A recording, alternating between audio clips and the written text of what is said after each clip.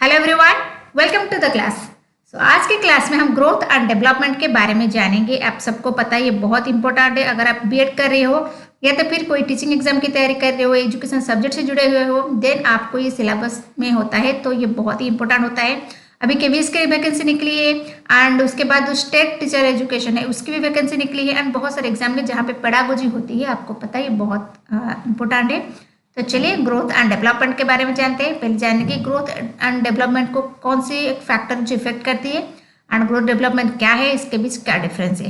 Okay, तो बिना देरी किए क्लास की शुरुआत करते हैं। एंड अगर अभी तक आपने चैनल को सब्सक्राइब नहीं किया है देन नीचे दिए गए रेड कलर के सब्सक्राइब बटन को क्लिक कीजिए एंड बेल आइकन का ऑल ऑप्शन डेफिनेटली क्लिक कीजिएगा, क्योंकि अभी मैं आपकी केवीएस की तैयारी करवाऊंगी तो आपको ये नोटिफिकेशन आराम से आ जाएगा। एंड अगर वीडियो को अच्छी लगेगी शेयर कीजिएगा अपने फ्रेंड्स ग्रुप में एंड लाइक डेफिनेटली कीजिएगा। वीडियो को एंड तक डेफिनेटली देखिएगा। ओके, तो चलिए शुरुआत करते हैं। जो ग्रोथ एंड डेवलपमेंट है ये किस वजह से, ये हेरिडिटी एंड एनवायरनमेंट के वजह से होता है। तो what is heredity, what is environment, इसके बारे में मैंने डिटेल में वीडियोस बनाए हैं। अगर अभी तक नहीं देखे हो जाके देख लेना। एंड साथ में ग्रोथ एंड डेवलपमेंट के प्रिंसिपल क्या है इसका भी मैं वीडियोज बनाए हैं, तो देख लेना। तो ग्रोथ डेवलपमेंट को क्या अफेक्ट करते हैं, heredity and environment and maturation and learning. Maturation and learning के वजह से आपकी ग्रोथ एंड डेवलपमेंट होती है एंड हेरिडिटी एंड एनवायरनमेंट के वजह से। ओके, देन जानते हैं कि ग्रोथ एंड डेवलपमेंट क्या है, इसके बीच क्या डिफरेंस है। This is growth and development. So what is growth? Growth is purely physical sense. What is this? It is a purely physical sense. That means is the increase of size, length, height, weight, change in quantity aspect of individual। यानी कि आपकी body में, आपकी physics में जो भी changes होते हैं, जैसे आपकी साइज होता है, जैसे छोटा बच्चा, आपको पता है एक बच्चा एक सेल से शुरू होकर एक फुल ह्यूमन बीइंग बनता है, तो जो उसकी साइज में चेंजेस होते हैं, जो उसकी हाइट में चेंजेस होता है, this is called growth. Then what is development? So development implies overall change in shape, form और स्ट्रक्चर। यानी कि वो सिर्फ आपकी बॉडीली स्ट्रक्चर नहीं है, जो आपकी इमोशनली होता है, स्पिरिचुअली होता है, आपकी डेवलपमेंट, आपकी थिंकिंग कैपेसिटी, ये सबको लेकर, सारे एस्पेक्ट को लेकर हम डेवलपमेंट काउंट करते हैं। It indicate the change in quality और character rather than quantitative aspect. ये क्वालिटी पे ज़्यादा फोकस करते हैं।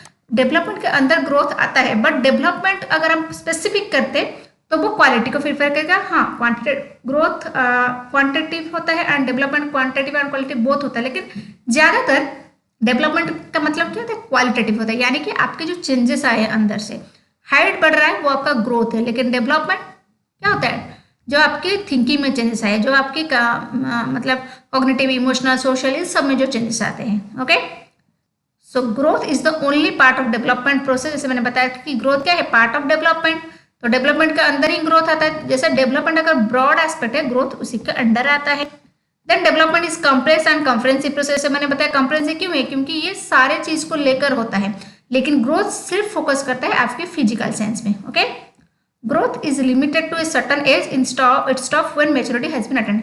ग्रोथ क्या होता है, सर्टन एज के बाद बंद हो जाता है, क्योंकि जैसे आपको पता है अब सबकी हाइट कितना 5 फीट या 6 फीट होता है, तो उसके बाद वो बंद हो जाता है। ना कि आपके एज के साथ वो हर दिन बढ़ता रहता है। अगर ऐसा होता तो जो 40 के उम्र के होते उनकी हाइट भी 40 की होती, तो इस वजह से ग्रोथ क्या होती है, सर्टन एज के बाद वो स्टॉप हो जाता है। Then growth is limited to certain age गया। Then development is continuous process starting from time to conception to continue to the end of. यानी कि लाइफ स्टार्ट होने से पहले, यानी कि डेवलपमेंट क्या होता है, माँ के गर्भ से आपके जीवन के एंड तक डेवलपमेंट होती है। आपकी हर दिन कुछ ना कुछ डेवलपमेंट होती है, कुछ ना कुछ आप नए सीखते हो, due to the learning, due to the maturation, आपके हर दिन कुछ ना कुछ डेवलपमेंट होता है। लेकिन ग्रोथ क्या होता है, ये वो सर्टन एज के बाद वो स्टॉप हो जाता है। Clear? Then changes produce by growth can be observe and measure directly. जो ग्रोथ होता है उसको हम मेजर कर सकते हैं, किसको डायरेक्टली मेजर कर सकते हैं। मेजरमेंट कैसे, आपकी हाइट कितनी है, आपके वेट कितने, आपको डायरेक्टली मेजर कर सकते हो भी नहीं। लेकिन development can change the result in improve behaviour और functioning, can not be measure directly. मतलब ये डेवलपमेंट जो है वो मेजर किया जा सकता है, लेकिन जैसे आप पर्सनालिटी को ऑब्जर्व मेजर करते हो, एटीट्यूड को मेजर करते हो, लेकिन उसके लिए एक स्केल होता है। तो इस तरह का इसको डायरेक्टली कोई मेजरमेंट इंस्ट्रूमेंट नहीं है। जैसे ग्रोथ के लिए क्या, हाइट के लिए आपके होता है, वेट के लिए होता है, लेकिन यहाँ डायरेक्टली नहीं होता। लेकिन यहाँ पे क्या होता है, improve the behaviour. Development basically focus on the behaviour. जैसे डेवलपमेंट और ग्रोथ में क्या डिफरेंस, जैसे ग्रोथ जब बच्चा बड़ा होता है पहले क्या होता है, उसकी हाथ में इतना नहीं होता कि वो कुछ चीज़ पकड़ पाए। ओके, धीरे धीरे धीरे धीरे ग्रोथ की वजह से उसकी उंगलियां, उसकी हाथ ये स्ट्रांग हो जाते हैं कुछ चीज़ पकड़ने से, पेन पकड़ने के लिए। ग्रोथ की वजह से वो अभी पेन पकड़ पा रहा है, लेकिन डेवलपमेंट की वजह से वो लिखना सीख गया है। That is the difference between growth and development. Okay, तो growth is external and development is internal. Okay, तो डेवलपमेंट में क्या होता है, इंटरनली आपके मतलब चेंजेस होते हैं due to learning and maturation. Okay, then growth क्या है, growth is structural, development consider to functional. Growth is influence by development, जैसे मैंने बताया था। Development is independent, does not depend upon growth. Okay, ये पॉइंट्स देखो, growth influence by development, growth के साथ डेवलपमेंट चलती रहती है, लेकिन डेवलपमेंट के साथ ग्रोथ नहीं।